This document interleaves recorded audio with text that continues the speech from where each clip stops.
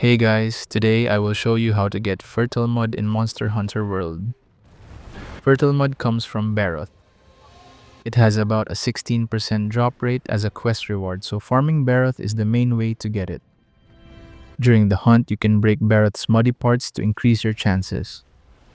Use water moss with your slinger to wash the mud off its body. When the mud breaks, it can sometimes drop shinies, but I still recommend fully hunting Barroth instead of relying on this. I've hunted Barroth quite a few times for this video, and breaking the muddy parts never gave me a single shiny drop, so quest rewards and captures are much more reliable. You can also capture Barroth instead of killing it.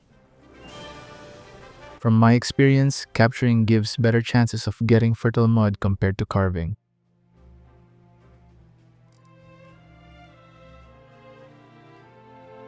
And that's how to get Fertile Mud in Monster Hunter World. Thank you so much for watching.